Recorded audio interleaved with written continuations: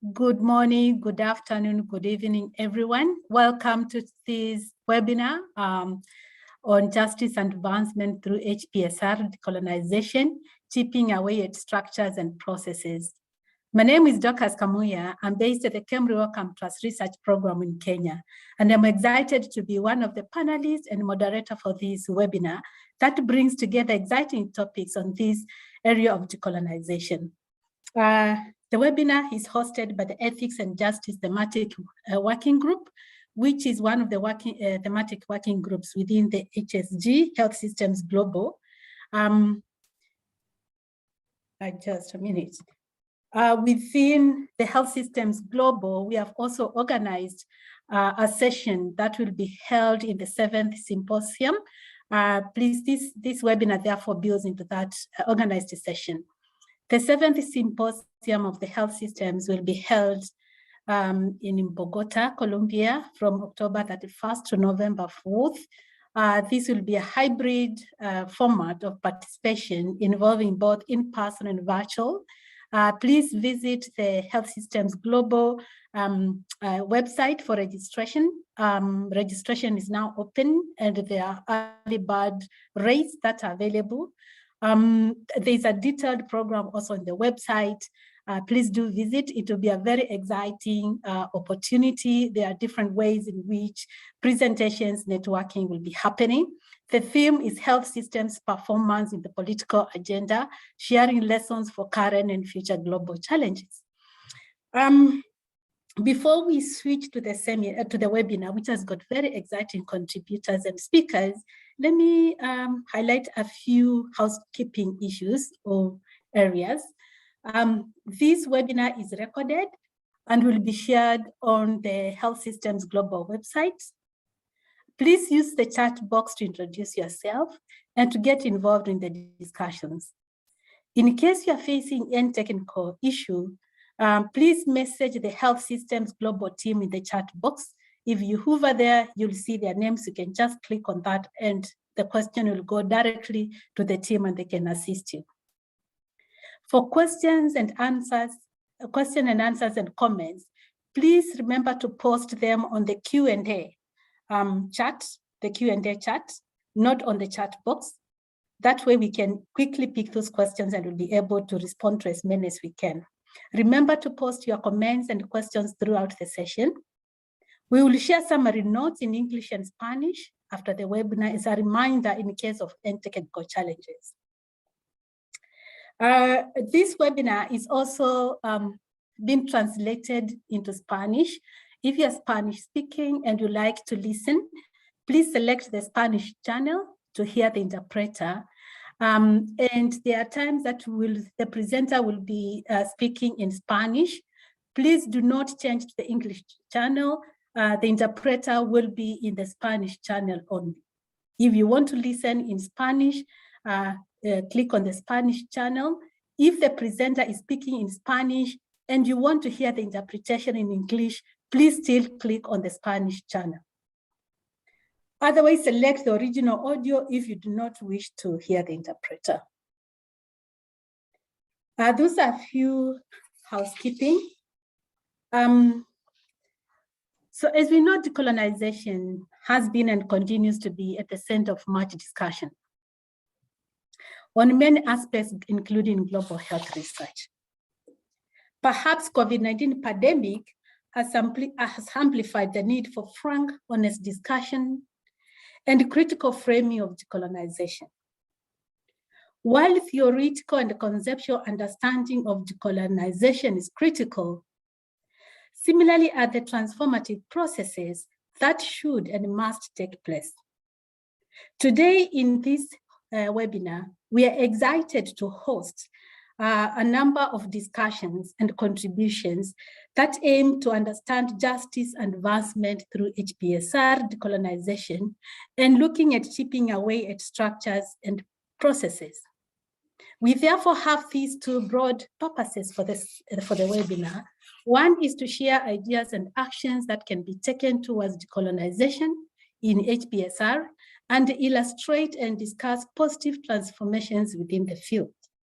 The other is to consider how the risk of appropriation of decolonization can be mitigated within these activities. We have an exciting team of speakers and moderators, and I will introduce some of them. To cover these areas, we have organized our webinar in two major parts. The first part will have two speakers who will each speak for 10 minutes. And then we'll have an open session where we'll pick either questions from the comments chat or we'll give people opportunities to contribute or ask questions. I have Sasi and Nadia and others who will be helping me with the question and answer session. Then we'll have the two speakers who will talk for each 10 minutes, a total of 20 minutes. And then we'll have two commenters, Shaya Abibola and Manasseh, who each will speak for 5 minutes. And finally, we have a final session of question and answer. So join me in enjoying this webinar, make it interactive. Please feel free to pose questions, make comments. It's for all of us. The webinar is, as I've said, hosted by the Ethics and Justice Thematic Working Group. And within that thematic working group, which some of us are members of, we consider ethical dimensions in health policy and systems research and promote a recognition that ethics issues and concerns are everybody's business. Please do visit our website and feel free to join if you are not already a member. We are co-hosting this webinar with two other networks. We are members, some of us are members of Decolonization and Global Health Research Exchange Network. This is a network that is funded by Wellcome Trust for 2 years, and it involves a series of interactions between academicians from health systems, feminist studies, and empirical ethics backgrounds. And we aim, and our work is largely around mapping, analyzing, and critically unpacking decolonization debates and global health research. And we are enriched by a large network of bodies, networks, organizations that are working in decolonization, including the International Institute for Global Health in the United Nations University in Malaysia, who have held a series of 3 dialogues convened with Wilton Park and Development Reimagined. And within these dialogues, the conversations have been about shifting power in global health. We have Professor David McCoy, who is one of the speakers in today, who is representing this network. They are planning to launch a new program in August on decolonizing global health in August 4th. Please do watch a space.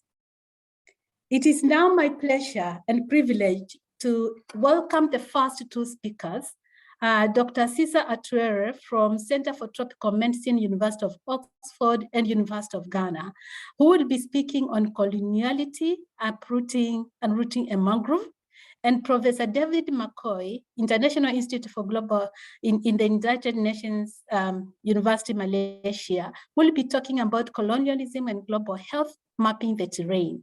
Please welcome Dr. Cesar. If you are able to share your slides, could you do so? Well, thank you very much, Dorcas. So while my slides are being put up, just for those watching us online, the name that you can see is Sasi Molino. I'm not Sasi Molino. I'm not that fortunate to be called Sasi Molino. You will get to see Sasi Molino later on. I am Cesar Atuere, and could we have the slides, please? Excellent. So I've chosen for this conversation the title of Coloniality, Unrooting a Mangrove, for a couple of reasons. Next slide. Anyway, what I'll be saying in these next few minutes is actually can be found in a paper that I co-wrote with Olivia Rutsazibwa, who's also a member of our decolonization network, on the stakes of decolonization and the COVID-19 pandemic. But what I'm going to try to do, next slide, is really to offer a sort of conceptual map, which will then set the ground for the speakers who will be coming after me.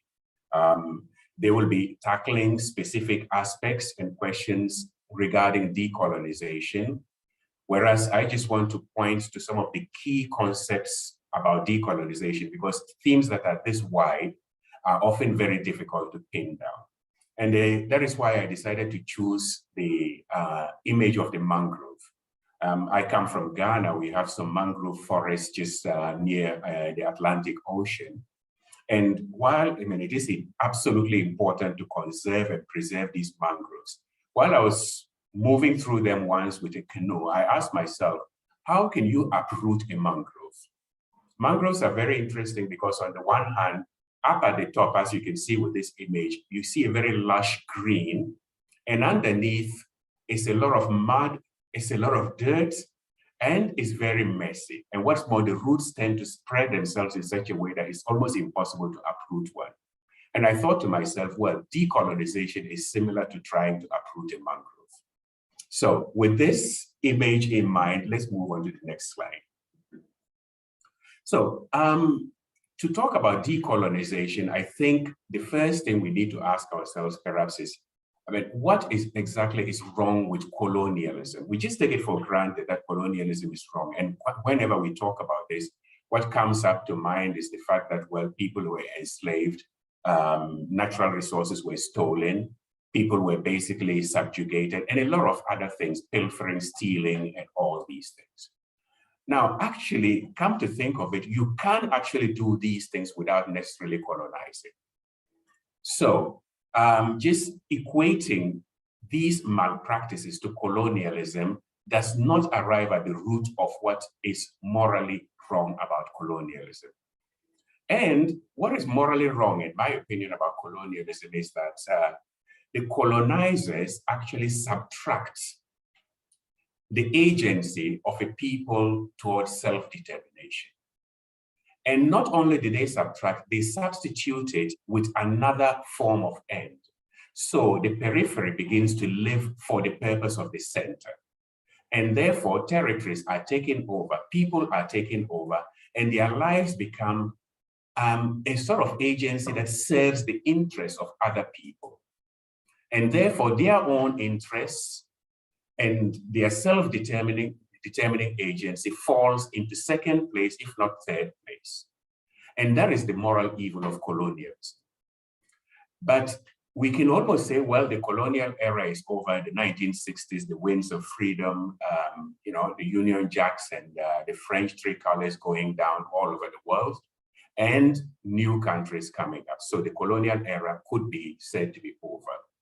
But we're living in the post or post-colonial era, and what has actually taken over is what we now call coloniality, which is the legacy of the colonial era. Now, coloniality can be summed up in what Frantz Fanon wrote in, you know, in his book. Is it? Gosh, I can't remember the title now. But anyway, it's, I mean, but what he did say was my freedom not given to me in order to build the world of the youth?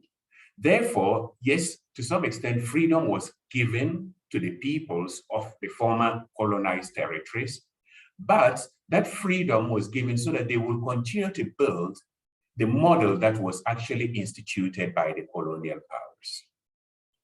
And this is coloniality, and coloniality permeates the activities of the former colonized territories and also of the colonizers in the way they react, I mean, in the way they interact with the formerly colonized territories. Next slide. And Dorcas, do help me with the time so that I wouldn't go beyond the 10 minutes. So now, coloniality operates along three major lines. However, the interesting thing about coloniality is that it does not operate in an overt manner. It is almost silent, and it is difficult to actually see. You need to sort of like, you know, lift the curtain to see how coloniality continues to operate and the colonial mechanism stays solid. And these three areas, and I'm just going to mention them briefly because I know the subsequent speakers will go into them more in detail. One is epistemicide. Epistemicide basically means the killing of knowledge from sources that are not considered to be sources that can actually generate knowledge. And this happens across fields. And especially when we're talking about health policy systems research, we talk about actually creating a normative system that does not allow other forms of knowledge to flourish. And I cite here a paper by Emily Clotter where she talks about the normative framework, for example, for approving traditional medicines. At the end of the day, it has been designed in such a way that for any form of traditional knowledge of medicine to be accepted and widely practiced, this form of medicine has to conform to the biomedical model. Therefore, if it does not conform to that model and those standards that have been set, then it is considered illegitimate or even sometimes fake. This way, we continue to ensure that certain forms of knowledge will never become official. And this is also entrenched in our educational systems. Secondly, we can talk about ecocide.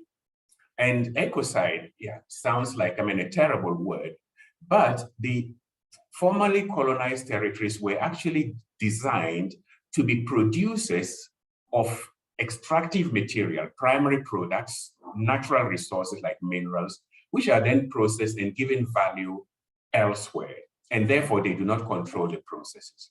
However, from a health viewpoint, what we can actually see is that the extractive industries ensure and create conditions that people's life, people's health is actually put at risk. We can talk about mining.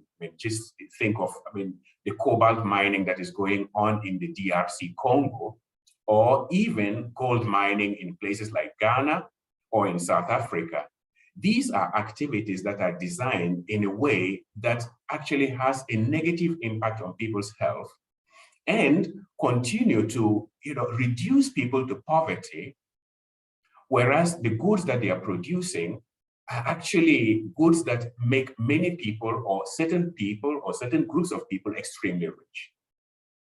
And the final line of operation of coloniality that I would like to mention is genocide. Now, when we think about genocide, we think about, killing of people directly in warfare, as it happened, in Rwanda, or it happened in the Balkans. But genocide has different levels. Genocide also can be a form of disabling of a people. And here, what tends to happen, especially in the area of health, is the case of saying that some lives actually do matter more than others. So, to give a recent example, we know that monkeypox has been around since the 1970s in parts of West Africa and Central Africa. But it never became an international emergency until people in Europe started contracting monkeypox. And when monkeypox appeared in Europe, it suddenly became an international emergency. Now, what about those people who've been living with this for years or for decades? And why was it not an emergency then? Now, this begins to show that there are some lives and some diseases that are not important because they only affect a certain type of people or a certain area of people. And these are the forms of genocide that are going on even within the global health sector. And it affects research as well because it affects our priorities. And our priorities are not determined necessarily by need, but by need of who. Anyway, let's move on to the next slide. So how do we tackle this? The broad ways, and I'm just going to mention two broad concepts. The broad concept is the de-imperialization concept. De-imperialization concept simply means that those groups and organizations that have always felt that they have the duty to save the world, and for that matter, solutions for the whole world need to come from them, perhaps need to revisit their framework. And this is where things like abolitionism come in. It is not a question of always sitting somewhere in the global north trying to find solutions for the global south. There are ways, and if we delegitimize, if we de-silence some of the knowledges that exist in those areas, perhaps we could be looking for solutions. And then the final concept, because I can see Dorcas is looking at me, that I'm running out of time. So I'll try to wind up with the final concept, which is pluriversality. And this we borrow from in decolonial discourse from the Zapatero movement in Mexico, where we talk about a world in which many worlds fit together. You see, one of the problems of colonization is a form of universalization. And uni here, I insist on the uni, which is there's only one way to look at things. But pluriversality means that actually it is possible to look at things from various angles. And let us remember this, and this is from Amartya Sen, and I'll conclude with this.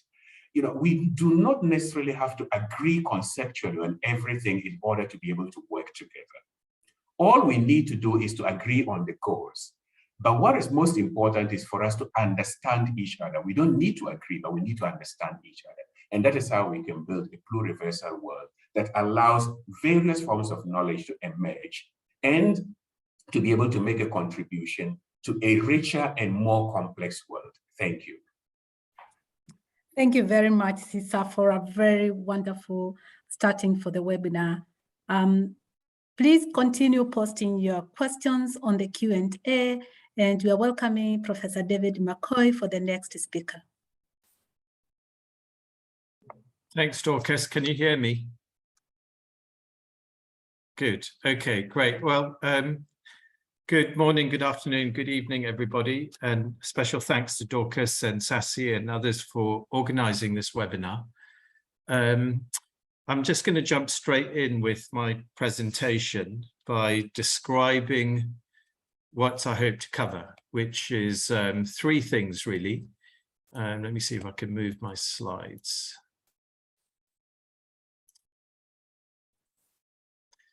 Yeah, I really want to focus the conversation on what I sometimes refer to as contemporary colonialism. I think over the past few years, when the decolonizing global health movement or rise in interest in this topic emerged, there's been, to my mind, quite a lot of focus on the power relations between actors and institutions in high-income countries as they relate to actors and institutions in low-income countries, the global north and the global south, countries that were former colonizers and countries that were once colonies. But I really want to bring a bit more attention to the new structures of colonialism, the new colonial relationships that have really emerged after the end of the Second World War, particularly from about 1980 onwards. And to make the point that I think the new colonial structures and relationships are relationships and structures that really transcend the nation state, and to a large extent also transcend racial differences. The old colonialism, of course, was heavily imbued by racism, because the colonizing countries and the colonies were clearly of different races. So that's one thing I want to draw attention to. And the second is to then say, if we are going to address contemporary colonialism, what should anti-colonial work look like today? And then finally, I want to end by discussing how the global health community relates to contemporary colonialism. I think nothing perhaps represents just how ruthless and how efficient contemporary colonialism is than some of the data presented here in this slide. 62 of the richest people own the same amount of wealth as 3.6 billion of the poorest people. The richest 20 billionaires are worth more than the entire GDP of sub-Saharan Africa. And on top of this, the global elite damage the planet and pollute the planet many-fold times more than the global poor. And the point about this slide is that the amount of extraction of wealth, the extraction of resources from the planet is not necessarily done in a way that benefits populations, but really has become increasingly a form of appropriation, extraction that benefits individuals and elites, a tiny group of people across the world. And I think that's also another important point, is that the pattern of distribution of wealth and poverty is increasingly less aligned with the geographic location of upper income countries, middle income countries, and low income countries. We have billionaires in Africa, we have billionaires in Latin America, we have billionaires in Asia, and we have increasing numbers of people living in poverty in high income countries and middle income countries. In fact, the biggest number of people living on less than $2 a day currently reside in middle income countries. So I think the pattern of wealth and poverty distribution is something that we need to look at, and to some extent de-link from the way in which we tend to kind of look at hierarchies in terms of nation states and to some degree in terms of race as well. There's also a temporal dimension to contemporary colonization. If we think about the destruction of the planet, the misappropriation of natural wealth by the current generation, perhaps the past 2 or 3 generations, and how this really represents a form of theft from future generations. This too, perhaps, is something that we should incorporate into our discussions about contemporary colonialism. If indeed colonialism is partly about the appropriation of resources and wealth, the taking of certain things from others. So it's not to say that the vestiges of the old colonialism are irrelevant. Of course, much of the power structures that we see today are rooted in the colonialism of the 17th, 18th, and 19th century, and they continue to reinforce power asymmetries and imbalances. And we must address that, and we must continue to address the contribution that racism makes to these inequalities in power and wealth. But to be anti-colonial today, I think we need to be looking beyond that. We need to be looking at, for example, the role played by private actors in the global economic space, and in particular, the role played by transnational corporations and private finance capital, which are really the engines for this unconscionable degree of wealth and power asymmetry that we saw earlier with those Oxfam statistics. I think it also means being globalist and internationalist. To be anti-colonial today really does require to build social solidarities across national boundaries. It requires us to think about creating solidarities across racial divides, cultural divides, religious divides. Much of contemporary colonialism is really a form of extraction by an elite from, to a large extent, almost the rest of humanity, when you consider the extreme amounts of concentration of wealth and power in this tiny elite.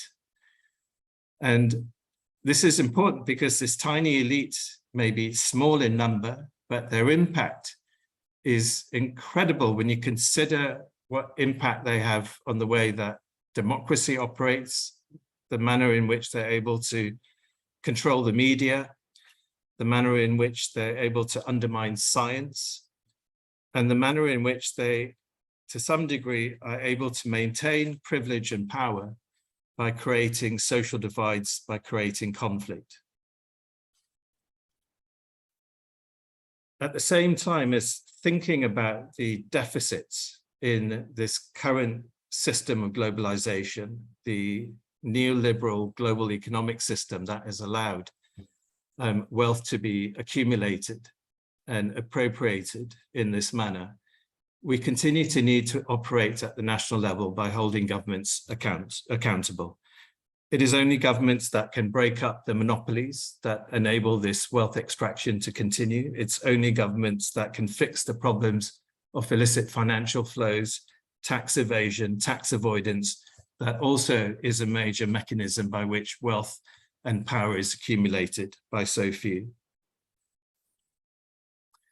And in the same way that in the past, colonialism was justified and legitimized by ideas, such as the ideas that certain races were inferior to others, we can also see ideas today helping to sustain this current system of colonialism. And we need to challenge these ideas. These include ideas such as those that suggest that free markets, unregulated free markets and competition is the best way to proceed with human progress, or the idea that only economic growth can properly address poverty. So there are a whole range of myths and assumptions and ideas that help to kind of sustain this system that enables so much wealth and power to be accumulated in such few hands. So if that's the kind of world that we live in today, how does this relate to global health? How do we, thanks Dorcas, what does this all mean for the global health community itself? So here, I think in moving forward at the United Nations University, we're hoping to launch a program of work where we're wanting to look at 3 different dimensions of colonialism and global health. The first is to look at colonialism and coloniality within the global health community itself. So this is going back to those issues of the relationships between actors and institutions in powerful countries and those in less well-resourced countries. Secondly, we want to look also at the colonization of the global health system itself. Who dominates the global health system? Who dominates the global health structures, the global health narratives? Who shapes the policies and the priorities that are set within the global health community? And who has colonized this space? So that is another dimension of colonialism as it relates to global health. And then the third is finally to look at the way in which the global health system interacts with the wider political economy. And here, of course, I think the point is that the global health system itself is part of the wider global political economy. It is a market, it is a space where people are also able to extract wealth and advantage. And COVID has really demonstrated the ability for the global health system itself to contribute to this wider system of political and economic inequity. The way in which we responded to COVID has aggravated global inequalities, and the manner in which we govern the pharmaceutical sector has clearly been demonstrated through this COVID pandemic to be as much a part of the problem as it was a part of the solution. So I'm going to end there and look forward to some comments and questions about how you think the global health community should respond both to the older forms of colonialism as well as the contemporary forms of colonialism. Thank you very much. Thank you, David, for again another very exciting presentation on this topic. Please do remember to post questions. This is now open for anyone who might have a question. I can pick 2 questions that have been posted. One is by an anonymous person who acknowledges that colonialism was morally wrong. How should we go about addressing colonial legacies that are currently useful? For example, systems or processes of governance that are useful to the formerly colonized. Any takes, either Cesar or David?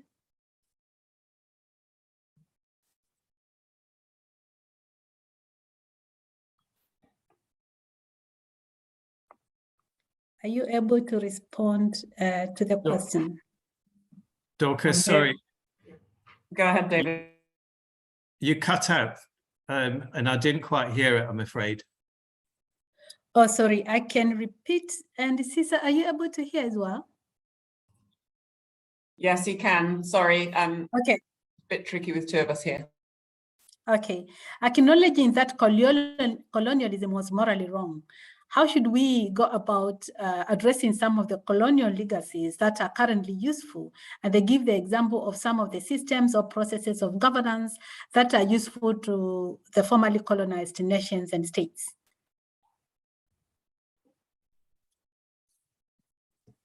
I mean, I'll respond to that a little bit, Dorcas, very quickly. I think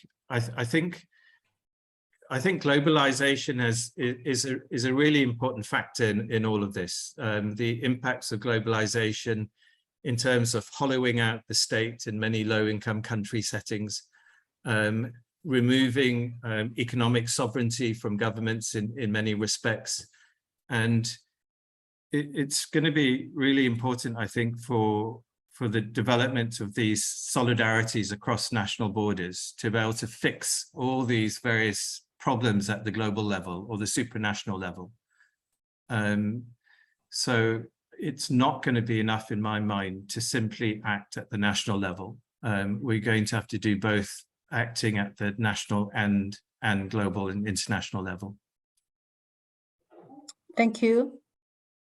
Yeah, so I just wanted to add to what David has just said, and also answer the question with regard to the useful colonial legacies. When we talk about decolonization, I think it is important to keep in mind something. It is not about going back to undo what has been done, because that is virtually impossible. And even when we talk about cultures and identities, strictly speaking, there is no pure culture. Cultures and identities continually evolve, they blend, and people change with time. The difficulty or the problem is when this form of encounter between peoples and between cultures silences almost, or even sometimes violently, certain voices.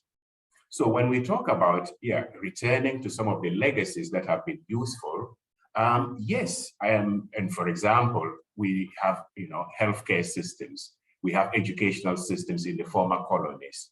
It's not about basically throwing all that away, but it is about saying, well, let's go back into these systems and see, how do these systems silence certain people or certain knowledge or knowledge and values, and how can we bring these back and integrate them into it?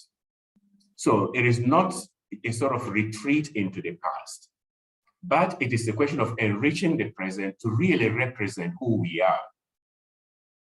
Because actually what is happening if you live in the former colonies is that in the former colonies, we tend to have the two states. This discourse has been going on for about 40 years in Africa. So we have the official state, which follows the colonial model. And then we have the citizens who live according to different values and different standards. And sometimes that actually creates not only inefficiency, but dysfunctionalities in the way governments and systems are supposed to run.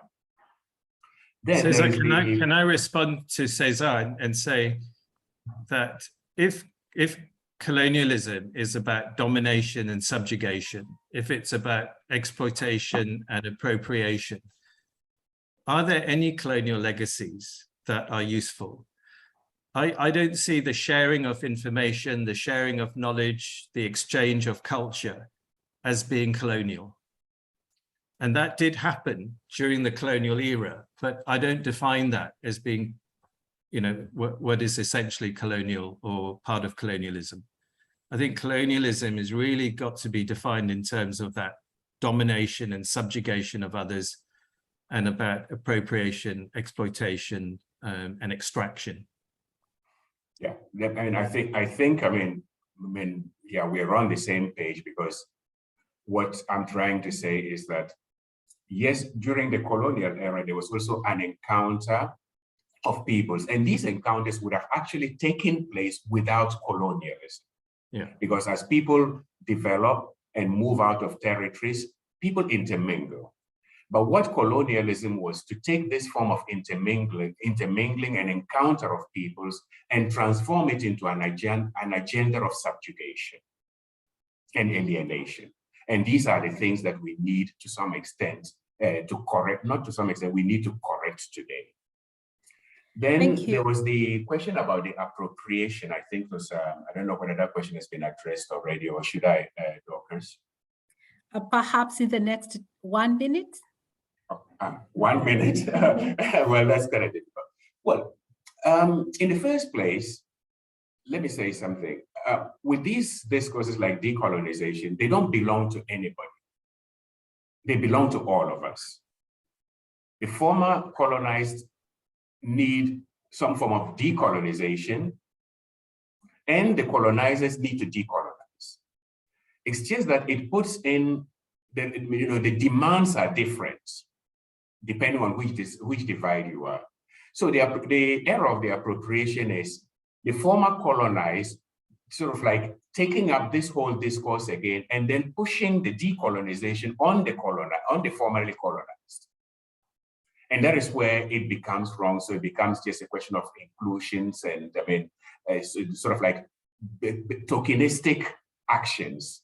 No, it is about sometimes, and we talk about this often in the decolonization network, it's about stopping to do what you have always been doing. And that's what abolitionism is about.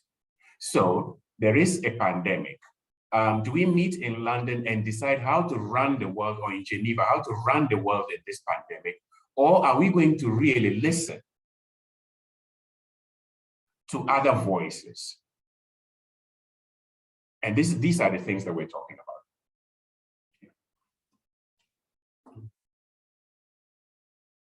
Thank you very much, David and Sisa. This is going to continue. Please continue posting the questions. The next set of speakers, we have two presenters. Are you ready, Bridget? Yes, I am. As you're loading the presentation, I can introduce you.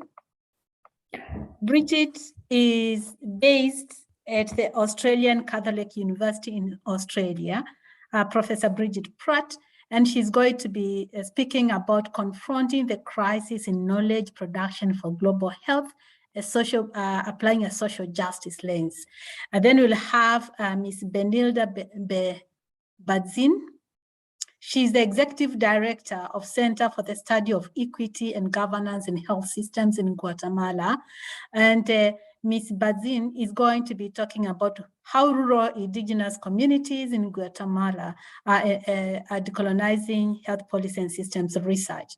At the point that we will call Ms. Benilda to present, we'll ask you if you to use the English, the Spanish channel, if you want to listen to the translation in English. I will again send a reminder at the point. Welcome, Professor Pratt. Thanks, Dorcas. So today I'm going to be providing a social justice lens to the question around how do we decolonize global health research. And so the first point that I want to make is that there's a crisis in knowledge production for global health, and this includes health policy and systems research. And in saying that, this isn't a new crisis. This has been going on for quite some time, and it's reflected in massive asymmetries around power and privilege within the field. It's also reflected in a lot of the epistemic injustices and wrongs that are inherent within global health research. And so it's clear that a transformation is needed if we're going to decolonize the field and also to make the field better able to achieve its underlying goals around equity and promoting social justice. And so this raises the very important question, what should the transformation look like? Where do we want to go from here? And I think the ethics field has a key supporting role to play in that ethics deals in the normative. So what ideally we would like to see happen. And the ethics field actually develops guidance around how global health research can be organized or structured in order to generate new knowledge that will help reduce inequities and social injustices. So the field has been doing this for a while. I'm just putting on the screen 2 recent examples that have just come out in the last year or 2, but there is a body of work that predates that, going back, I don't know, about 10 or 20 years. And a lot of the work that I've been doing over the course of my career has been developing this type of ethics guidance around how do we link global health research and health systems research to greater equity and social justice. And over the past couple of years, my approach has been kind of a 2-pronged process. So the first step has been trying to develop what I've ended up calling a multi-dimensional social justice lens. And this is really just about integrating understandings of social justice from both the global north and the global south. Over the past few years, I've become increasingly aware that the ethics field has primarily, and myself included, have primarily relied on understandings of social justice from the global north in our work. And so I've been trying to develop this lens to better integrate theories of social justice and decolonial theory from the global south, so that our understanding of social justice isn't quite so epistemically unjust.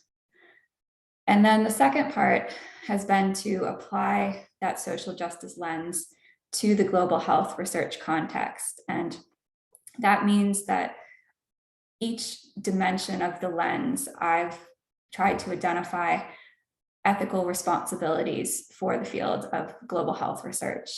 And so these responsibilities apply to researchers, funders, journals, educators, the whole range of actors involved in global health research. And so in whatever short amount of time I have left, I'm going to quickly introduce the multidimensional lens, and then I'm going to talk about hopefully 2 of its dimensions before I get cut off. So I'll define them and then identify what ethical responsibilities are linked to the 2 dimensions. And then I'll also propose a couple of possible strategies for how different global health actors might try to achieve some of the responsibilities that I've identified. And those strategies are not an exhaustive list, so they're just some possible examples. So the multi-dimensional lens has 5 different dimensions: well-being, recognition, power, inclusion, and harmony. And each dimension reflects a different understanding of social justice and what it's trying to achieve. And at least from the theory that I have read, which I will say is, not everything that's out there, but the theory from the global north and global south that I've read, it seems like the well-being and inclusion dimensions are very much emphasized in theories from the global north, and then a little bit of the recognition and power dimensions. And then in theories from the global south, you get harmony and a much stronger emphasis on recognition and power. And so if we just look at the power lens. So power is about reducing unfair power relations that create an unequal playing field where some people have to work really hard to achieve decent health and well-being, and other people, it's not something they have to work very much to do. And so there are a couple of different power relations that are important, I think, to global health research.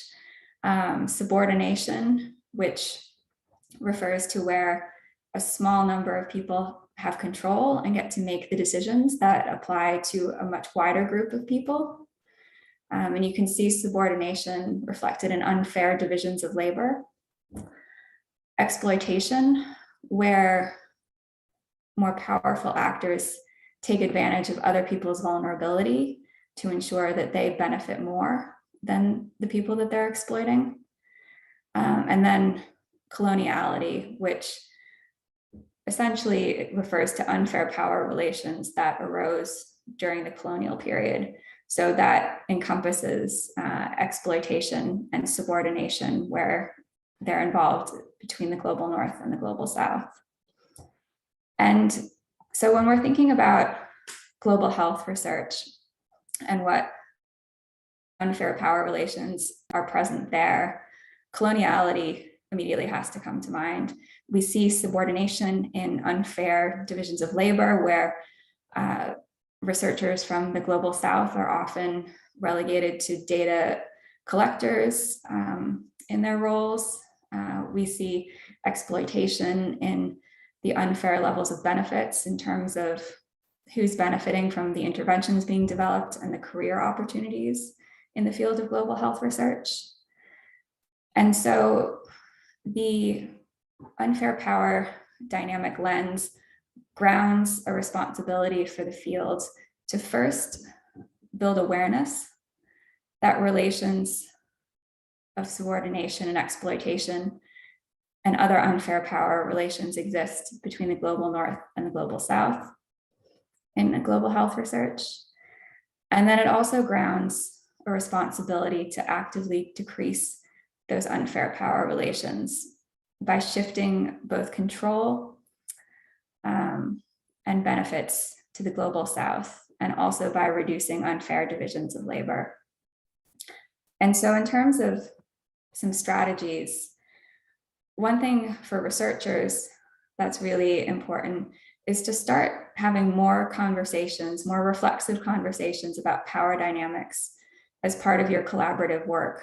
So really having discussions within your research team at the start and throughout a project around what power dynamics are at play and how those can be navigated.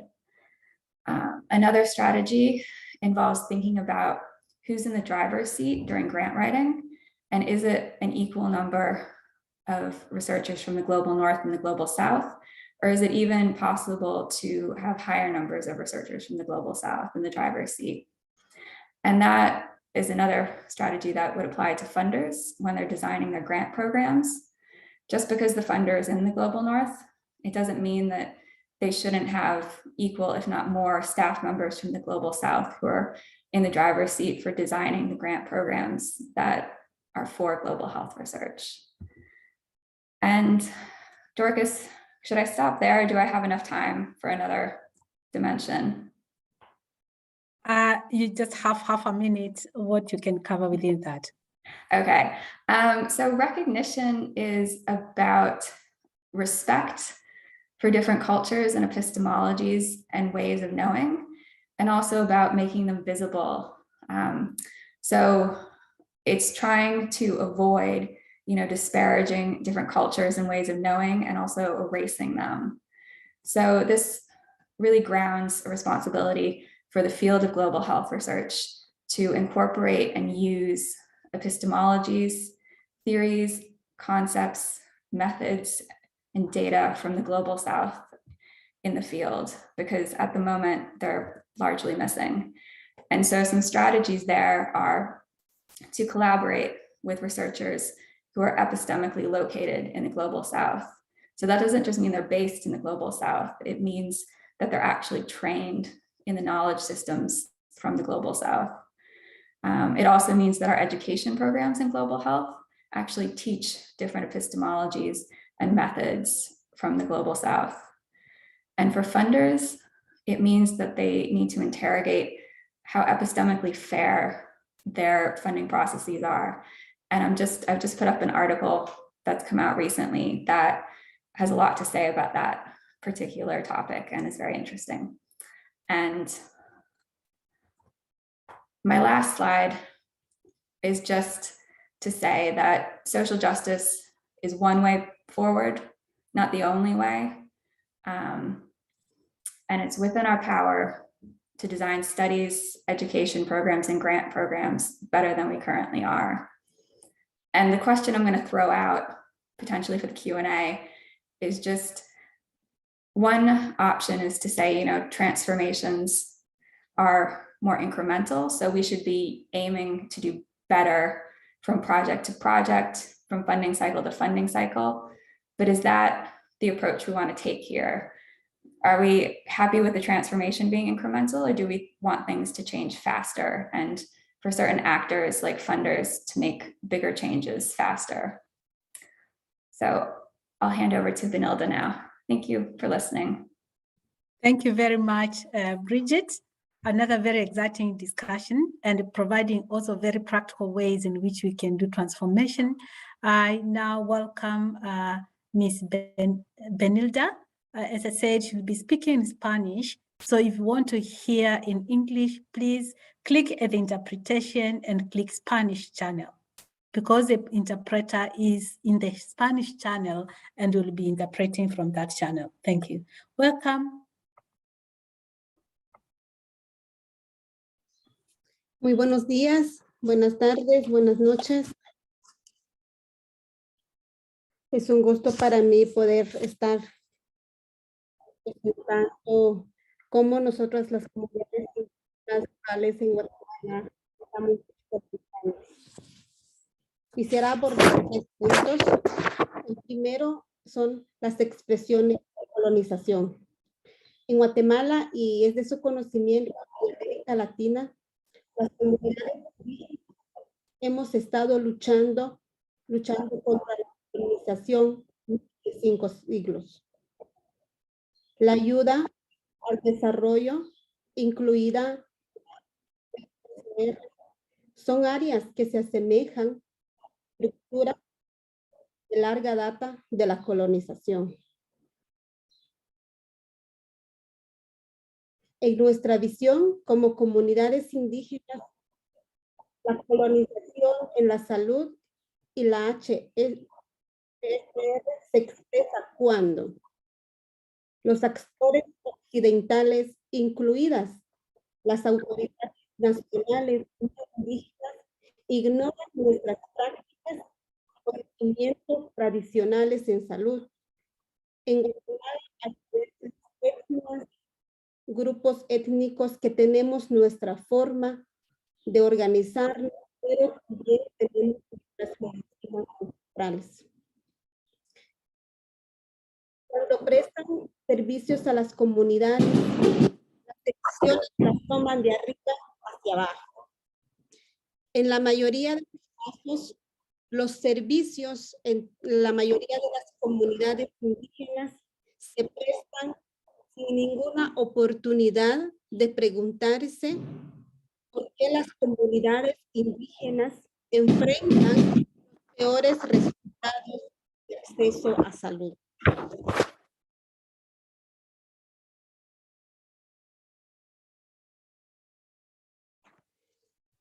Entonces, ¿por qué descolonizar? En nuestra experiencia como seis y en nuestro trabajo, la salud y los derechos de salud son un punto de entrada importante para empoderar a las comunidades indígenas para abordar la exclusión.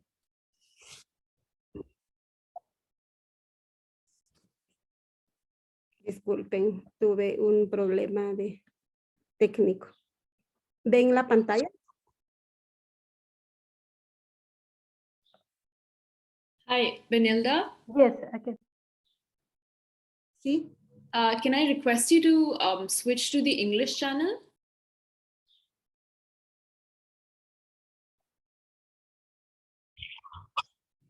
Okay. at the bottom between Q&A and apps.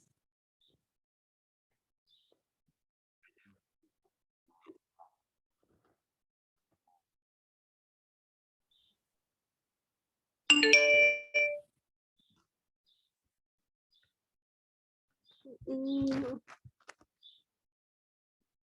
no me aparece, solo aparece español. If you click on interpretation and then switch to English.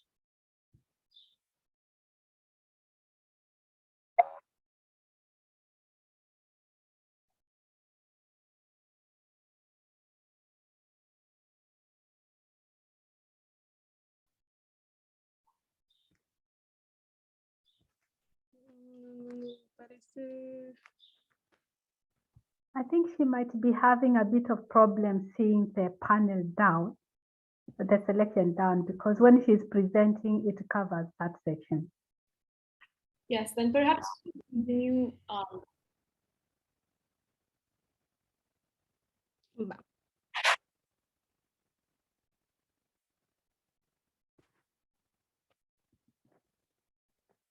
Yes, let's just continue. That's fine.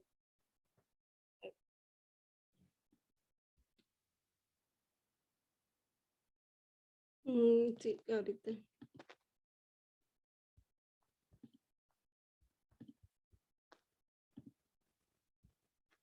Yo creo que ya. ¿Ya me escuchan? Now it is clear. Yes, now we can hear you well. Ahora yo ya me escucho. Si me pudieras escribir, Fernando, por favor.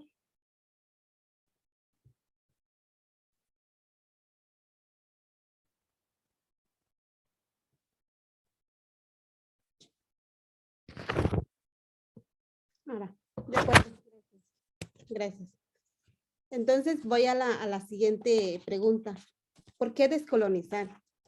En nuestro trabajo, como les comentaba, la salud y los derechos a la salud son un punto importante para empoderar a las comunidades y abordar la exclusión histórica y el racismo que hemos sufrido.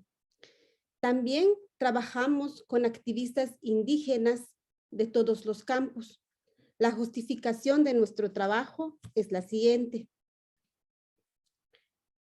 Si su lucha como pueblos indígenas en el acceso a tierra, la equidad de género, la agricultura sostenible, entre otros, usted y su familia deben estar sanos para poder luchar. Por lo tanto, la salud, los sistemas de salud y la atención médica son recursos y resultados importantes para las comunidades indígenas. Las comunidades indígenas no deben seguir siendo beneficiarias pasivas de los servicios de salud. Deben convertirse en ciudadanos activos que exigen responsabilidades y derechos.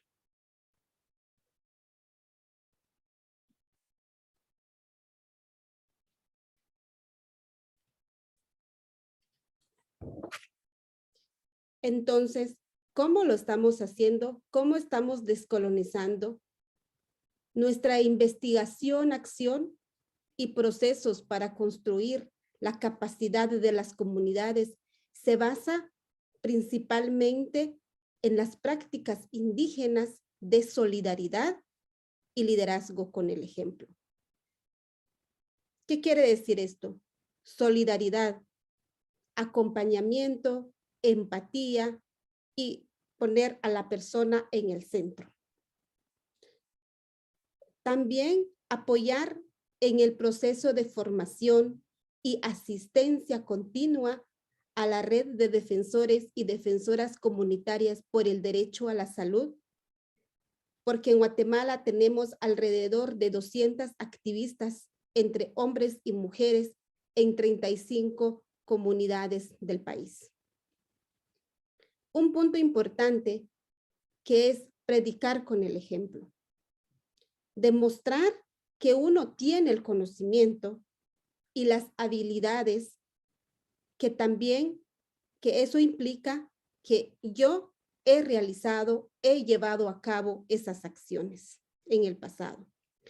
Yo no puedo capacitar a la gente en una defensa activa pro equidad, pro inclusión, si yo no lo he hecho primero. El conocimiento teórico es muy importante, pero no es suficiente. Debemos de demostrar conocimiento con experiencia. El conocimiento experiencial combinado con la solidaridad permite credibilidad y confianza. Lo anterior dicho es lo contrario de lo que sucede en el campo de la salud global, incluido la investigación en sistemas y políticas. En nuestros países del sur, estamos constantemente recibiendo expertos que no han llevado a la práctica los conocimientos. Para nosotros como comunidades indígenas, esa práctica carece de credibilidad.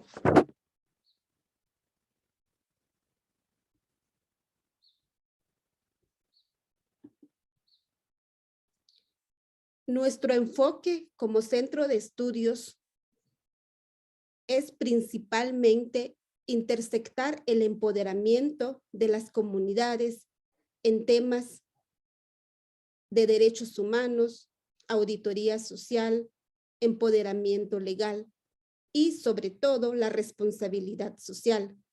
Como ustedes pueden ver en las imágenes, nosotros como SEGS implementamos procesos formativos en donde son formados las 200 personas que son una red de defensores y defensoras comunitarios en los temas de vigilancia ciudadana, auditoría social, derechos humanos, políticas públicas, porque la mayoría de las comunidades desconocen que la salud es un derecho humano importante, pero que sobre todo su participación social también es un derecho y que eso es muy importante para que se den los cambios. Cuando las comunidades ya han recibido el proceso formativo, iniciamos un proceso de auditoría social en los servicios de salud para identificar problemas, necesidades, tanto con los usuarios que acuden a los servicios como también con el personal de salud. Esto con el objetivo de iniciar procesos de diálogo, incidencia, con la participación activa de los defensores, de las ciudadanas y ciudadanos y hacer voz para que realmente las acciones sean con pertinencia cultural. Ustedes pueden también, junto con las comunidades, nosotros hemos producido conocimientos. Esto se difunde a través, si ustedes pueden ingresar a la página de segs.org.gt, tenemos publicaciones, tenemos videos de los mismos defensores expresando sus conocimientos, sus experiencias.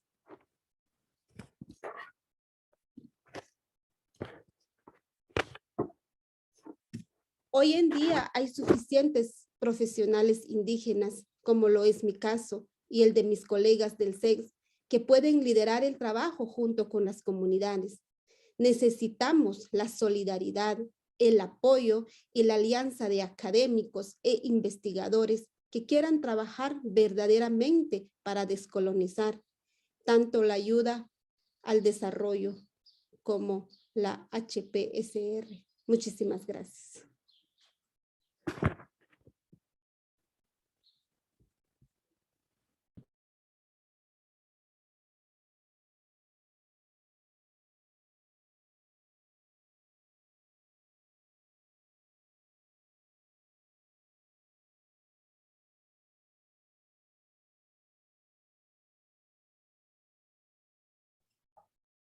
You're muted, Dorcas.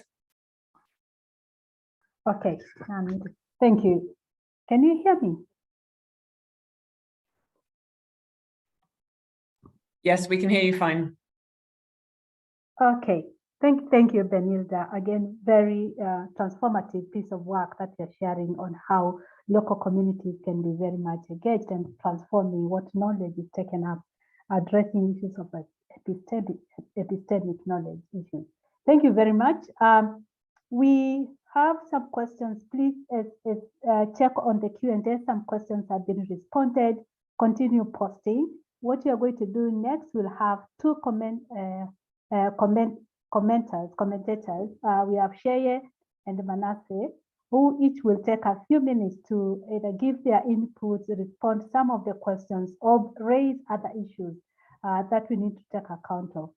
Can I start with who among you is ready to go first? Sheye. Okay, Sheye, go ahead. Yeah, it's been great listening to the talks and also observing the questions and the answers. One of the things that I noticed in the questions, but that I've also noticed more broadly in discussions around decolonization and global health, or coloniality and global health, is that there's a tendency for us to keep preaching to the converted. That a lot of us having these conversations have been having these conversations and are fully convinced, are fully persuaded, and we're willing to run with it. But I've noticed that there are people who are less enthusiastic, but also much less vocal. So you don't even get to know who is not enthusiastic or who has concerns about the discussions and the debates. And some of the questions already suggest that there are people who do have concerns, for example, around the potential for the discussion to cause quote unquote harm. And I think it's important for us to know how to listen to those people and to also know how to respond, provide clear-headed and compelling response. And there's a series of such categories of complaints or questions that the social scientist Albert Hirschman framed in one of his books titled The Rhetoric of Reaction. So you have these three sets of things that people who have concerns about progressive campaigns, the kinds of arguments that are often made and the kinds of complaints that are often leveled at those campaigns. So I'm going to run through each of them without spending too much time, but to give us a sense of a way of framing our approach to those questions and those concerns. So the first one, Hirschman called futility. So this idea that this is such a big problem that there's no way of solving it. So why are you guys just hitting your heads against the wall? There's that category of responses, which also then means that those who believe that are not keen to engage because you guys are just wasting your time. That's another category of people, or category of responses, more correctly, that sort of that Hirschman called jeopardy, which is the idea that these responses, or rather these debates and discussions, are going to endanger previous gains in global health, for example. And one of the questions in the chat box pointed to that is there a risk that researchers from high-income countries will stop working on problems or issues in low and middle-income countries? So there's a category of complaints that speak to jeopardy, that it will destroy something that we already have, which is good. The third category, which is perversity. Hirschman called it perversity, which in its framing, it's the kind of argument or concern that a progressive cause, such as decolonization in global health, will even worsen that which it set out to solve or to improve. Right? So not previous gains as in jeopardy, not that it is futile as in you can't even achieve your goal, but that even that thing you set out to do will become worse because you're doing it. And for me, I think about these three lines of response and I'm always retooling and reworking in my mind how to make sure that I have clear-headed responses to each of them whenever they come. And I think it's important that we in this community take those seriously and take that kind of framing on board. Thank you. Thank you very much, Sheye. Manasseh. Yeah, thanks. And greetings, everybody. I have a couple of points, and Both are related to challenges, and they fit in quite well to point number second, the second point and the third point made by Shay with regards to endangering previous gains and perversity. Now, when we talk about decolonization, we are, as a group in the literature, it's about advancing justice. Now, the history of colonialism is such that in the colonies, whatever may be the colonial power, France, Spain, Britain, whatever may be the colonial power, but colonies, social groups in colonies, some social groups have also benefited from the social colonialism process, in the sense that members of certain social groups in erstwhile colonies, which are post-colonial societies, have benefited from modern education, international language, familiarity, education in international languages such as English, Spanish, French, and of course, sociocultural processes that colonialism set in motion.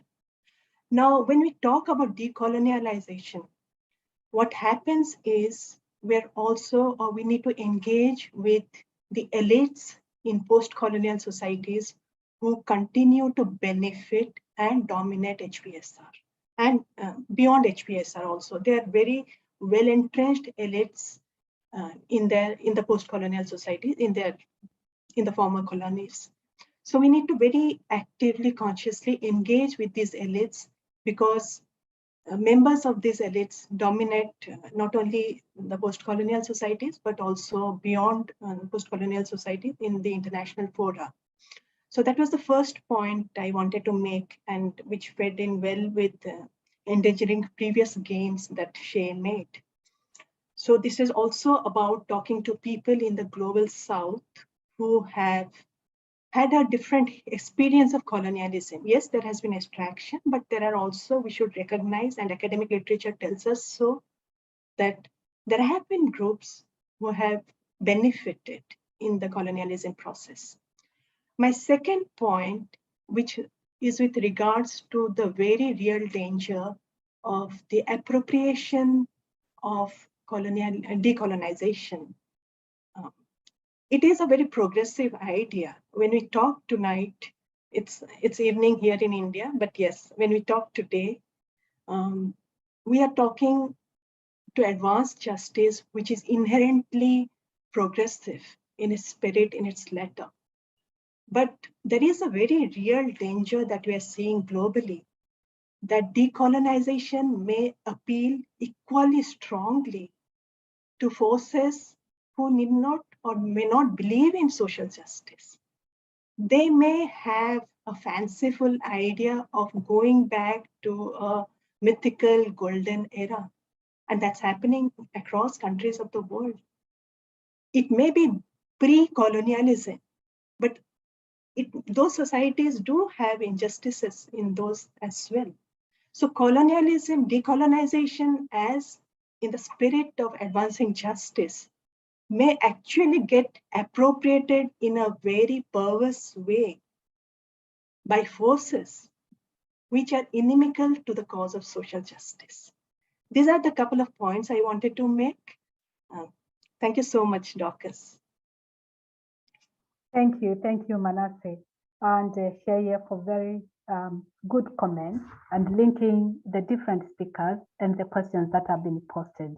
We have around 10 more minutes. We have a wrap up that will take 3 minutes. So we have 7 minutes in which to respond to some of the questions that have been posted. I've seen some of them have been responded. If I could just pick one of the questions and ask one of the panelists to respond. There's a question about youth. And my question has disappeared. So Sasi, if you can pick that question, please can you raise it? Youth are the leaders of tomorrow, yet they are being educated with models based on and propagate the colonial past. What would be your suggestion on empowering the agency of the youth?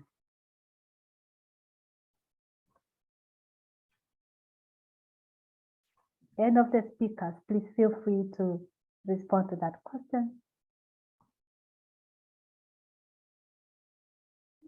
Well, can I come in? Yes, please, Peter. Okay. This is about taking a new look at our educational systems. If you remember the debates that happened a couple of years ago around the Rhodes Must Fall movement in South Africa, starting at the University of Cape Town. And what the students there were talking about was actually the idea of revisiting the curriculum to ensure that more voices and experiences are included in the learning process.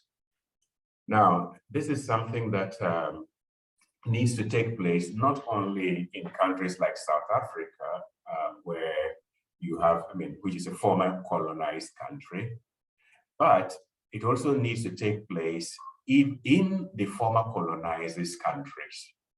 The curriculum of students in the United States, in the UK, I remember giving a talk at the Blavatnik School where I was talking about, in philosophy, students that I was teaching in Ghana knew more about British and American philosophers than the best students in British and American universities know about African philosophers.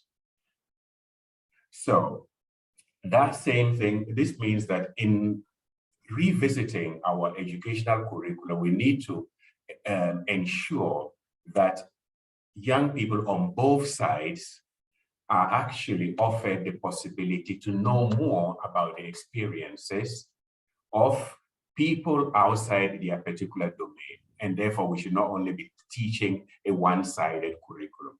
And this requires a lot of work, but that is one example of what we can be doing. Thank you, thank you. And I'm sure there are others that would also provide other suggestions of how we can address that. And because of time, I'll just pick one, which was about acting across levels, means paying attention to who acts and how they act, and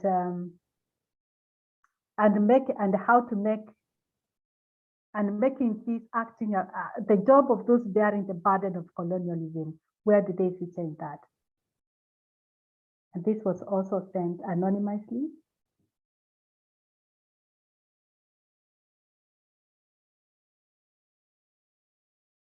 Anyone who would take that?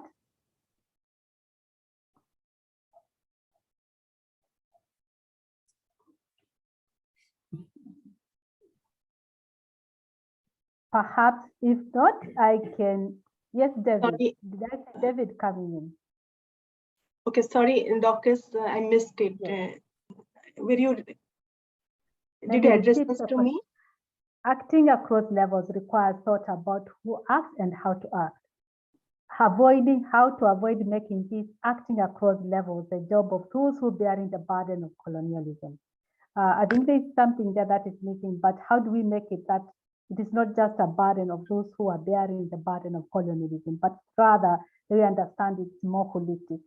I did see some of the suggestions from Bridget's work in how she was talking about engagement and social justice, in Benilda's work when she was talking about how we can ensure that communities and stakeholders contribute meaningfully to what is being put on the table and to also the agenda of what global health needs to be addressing at the community level. But I wondered whether beyond those suggestions, there would be other suggestions from across the panelists. Dorcas, can I just say that I think it helps if we really understand colonialism and contemporary colonialism as something that is universal and global. It is something affecting populations in all countries, depending on where you are in the social strata.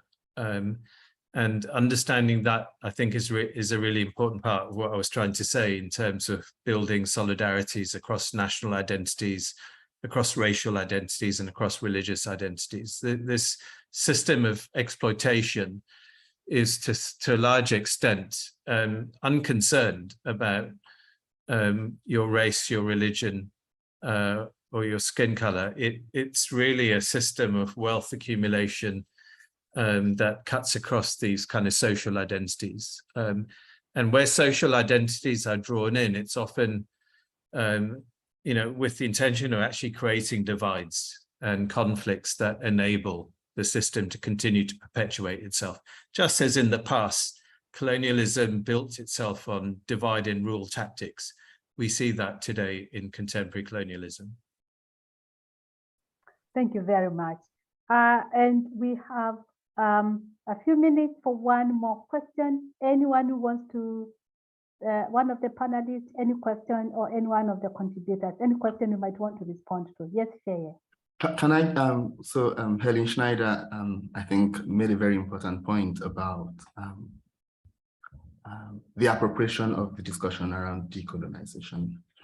And I'm often reminding myself that one of the major triggers for the current discussions around decolonization in academia, but also in global health, was the Rhodes Must Fall movement in South Africa, but also in the UK, but especially in South Africa, which I think is an important thing to remember, that a lot of these discussions are happening in different spaces. Often those of us who are in global spaces are very obsessed with our little global space, and we only hear what each other is saying.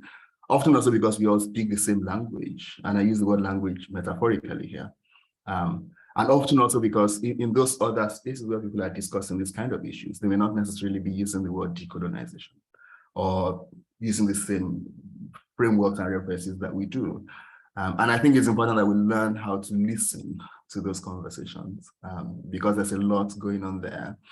And a focus on this global quote unquote conversation in itself becomes appropriation if it's not listening to and drawing on and drawing from and learning from those more local focused specific conversations that are contextual and situated. Thank you very much. And that is a very nice way to start wrapping up this bit of the webinar. It's been very exciting to host all the contributors. As part of the wrap-up, can I invite Nadia at Tego to do a wrap-up?